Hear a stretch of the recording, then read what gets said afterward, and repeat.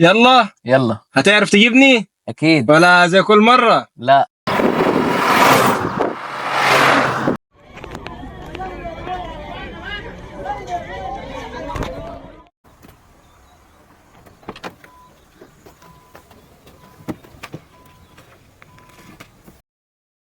كل شوية افتكر وكل شوية الاصوات دي بتفكرني بيه وبالحادثة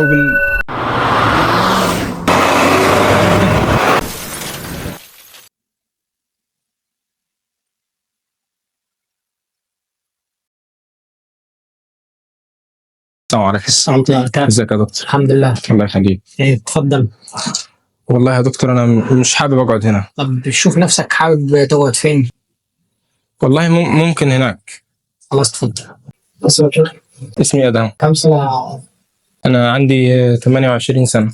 ساكن فين؟ ساكن في الاقصر في الكرنة. تشتغل ايه؟ بشتغل في شركة دعاية اعلانات وتمويل وكده. ايه اللي جابك هنا؟ تشكي من السفر؟ والله يا دكتور انا اخويا كان يعني بيطمن عليا وكده وانا ليا فترة زعلان، فقلت اجي معاه. قال لي بس عشان ابقى مطمن عليه. انا بصراحة مش حابب اتكلم عن الموضوع عشان بس بحس بضغط كده. متجوز يا حدا؟ لا يا دكتور والله مش بفكر في الموضوع ده دلوقتي، وبرضه الموضوع ده اصلا انا يعني دخل معايا في القصة بسبب اللي حصل لي. ممكن تحكي لي ايه تحصل معه؟ انا وصاحبي كنا يعني كل جمعة زي كده مثلا كل اجازة بنطلع نبعد من هموم الدنيا شوية، نضحك ونهزر مع بعض شوية كده. ايه الحاجات اللي زي كده اللي حضرتك عارفها يعني يا دكتور. لحد ما جه اليوم اللي الدنيا قررت فيه ما ترحمناش، وصاحبي الله يرحمه فقال لي يلا وبنشد مع بعض وانا سايق كده وماسك الدركسيون وبشد وبنضحك مع بعضينا وببص عليه وهو بيبص عليا والعربية شغالة بسرعة وخلاص ومبسوطين وكل حاجة وتمام. وفجأة جت عربية كبيرة وبعد ده كله لقيت صاحبي الله يرحمه. رجعت البيت مصدوم طبعا، وبعدين ابتدى يحصل لي اتخض بسهولة برضه، والامور حسيت ان هي عادي في الاول، وان انا ابتدى يجيني كوابيس بالليل وما اعرفش انام. ويعني الموضوع بقى صعب على عيلتي برضه، وعيلتي بقت مش عارفين يتعاملوا معايا ازاي. بقيت حاسس بالذنب ان انا السبب في اللي حصل. يجيني كده الاحداث اللي انا مريت بيها دي، الاصوات اللي بقيت اسمعها من صوت عربيه، صوت الفرامل ده بيخليني مش قادر، بيفكرني باللي حصل. الموضوع بيجي صعب عليا واخويا خايف عليا وعيلتي خايفه عليا، مش عارف اعمل معاهم ايه، مش عارف حتى اطلع من اللي انا فيه. مش عارف يا دكتور والله. كل ما احلم بيه والاقيه بيضحك في وشي ومبسوط وانا السبب. انا السبب انا السبب في اللي حصل ده يعني. طيب انت دلوقتي بتحس بايه؟ والله يا دكتور بحس ان انا نفسي بيعلى وضربات قلبي بتزيد، وبالذات لو افتكرت الحادثة بحس ان انا خلاص يعني هحصل او هموت انت دلوقتي بتركب مواصلات ولا بطلت كل ساعه اي عربية او اي صوت موتور او اي صوت من الاصوات دي، فرامل، حد مسرع، حد ده لو حتى ماشي جنبي يعني ببقى بترجع لي كده زي ذكريات من الموضوع ده، وببقى مش قادر اكمل ده، لدرجة ان انا ما بستحملش لو راكب يعني بعد فترة وراكب مع اخويا في العربية احنا وماشيين، بقيت مش قادر. طيب الحادثه دي حصلت امتى؟ حوالي من 4 شهور او كده. والله لا مش اذي نفسي يا دكتور، بس انا ساعات كتير بسأل نفسي طب ليه هو وانا لا.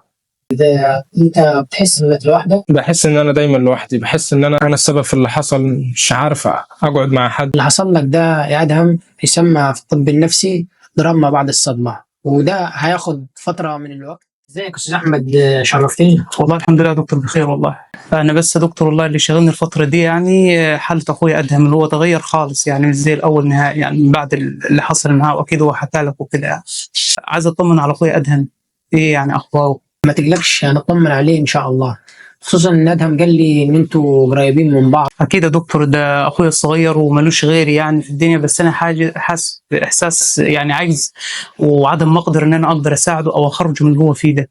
هو انت شفته بعد الحادثه على طول؟ اه يا دكتور، انا جاني تليفون في اليوم ده ما اقدرش انساه، ان هو في المستشفى وعامل حادث وما اعرفش ايه، فانا رحت. الحمد لله يعني كانت فتره ومرت، بس انا كنت فاكر ان هي مجرد اذى جسدي وكده، بس بعد التغيرات اللي حصلت عليه دي خلتني لا، يعني الموضوع اكبر من كده كتير. ازاي؟ وهو انت لاحظت ايه عليه؟ لا يا دكتور، انا الفتره اللي فاتت دي لاحظت عليه، يعني الكلام ده من 4 شهور تقريبا، وانا ملاحظ ان هو بيجي يحب يقعد وحده كتير، كلامه قليل، يتخض من اقل حاجه، حتى فتح باب قفل باب حد نادى عليه في البيت يتخض، بطل يخرج مع اصحابه. في حته المواصلات دي بقت صعب ان هو يركب مواصلات بسهوله او كده. ثانيا يعني ان هو تغير خالص، يعني حتى الحاجات اللي كانت توصله او كانت تشرفه بيجي يعملها بدون اي ابداع، اي رغبه او اي يعني انبساط او اي حاجه. بما انكم قريبين من بعض، هو بيحكي لك على اللي حاسس بيه؟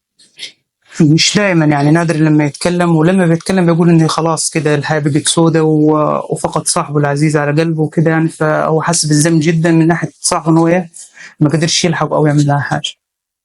كانوا قريبين من بعض للدرجه دي؟ يا دكتور، اكتر من قريبين من بعض، وكان زي الاخوات بالظبط، يعني دايما كل يوم يوميا مع بعض، خروجات، فسح، قعدات في البيت عندنا او عند صديقه. بس هو يعني اللي حصل دي اذى ادم خالص، يعني فدمر نفسي.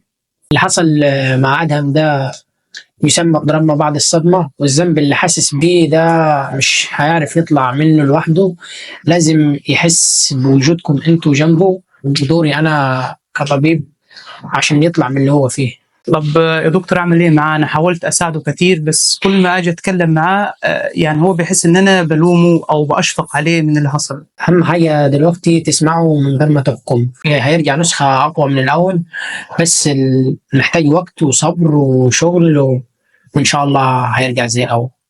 ان شاء الله يا دكتور، متاكد باذن الله ان ادهم هيطلع منها وهيرجع زي الاول واحسن كمان بكتير ان شاء الله. وزي ما عرفنا يعني ايه PTSD، وازاي الشخص ده بيتعرض لومضات وذكريات من الحادثه اللي هو اتعرض لها، هنعرف دلوقتي طريقه العلاج وازاي بيفرق عن علاج الهلاوس والسكيزوفرينيا والفوبيا والحاجات اللي زي كده. اول حاجه هو العلاج المعرفي السلوكي المتعلق بالصدمه، تروما فوكسد كوجنيتيف بيهيفيرال ثيرابي، بيشمل نوعين. اول نوع هو الاكسبوجر، الطبيب او المعالج بيعرض الشخص لاحداث شبه الحدث اللي حصل معاه او العنف اللي تعرض له او المشكله اللي حصلت معاه. تاني حاجه الكوجنيتيف ريستراكشرنج، يعني اعاده الهيكله المعرفيه، الافكار السلبيه دي عن الحدث اللي تعرض له وبيحاول يصلحها بشكل معين. تاني حاجه هو العلاج بالادويه، مثبطات السيروتونين الانتقائيه، دي عباره عن مثبطات للسيروتونين زي السيرترالين، وده بيساعد على تقليل الاكتئاب وتقليل اثار الصدمه. بنبعد من البنزودايزبينز زي الالبرازولام انها بتعمل ديبندنس، وبرضه بنبعد من الانتي سايكوتكس زي الهاليبريدول والاريبيبريزول لانها ممكن تعمل نوبات ديبريشن. في عندي طبعا السايكوثيرابي، السايكو اديوكيشن والسليب هايجين واللايف ستايل والنيورو ميديوليشن، وطبعا لا ننسى حديث سيدنا جبريل لسيدنا محمد صلى الله عليه وسلم: يا محمد عش ما شئت فإنك ميت، وأحبب من شئت فإنك مفارقه، وأعمل ما شئت فإنك مجزي به، واعلم أن شرف المؤمن قيامه بالليل وعزه استغناؤه عن الناس. لا تنسونا من صالح الدعاء، ربنا يحمينا ويحميكم. سلام عليكم. بس انا كنت عيان. كان عندك ايه؟ مفيش، كان عندي كده سكيزوفرينيا. تلاقيك ما بتلبسش كلسون.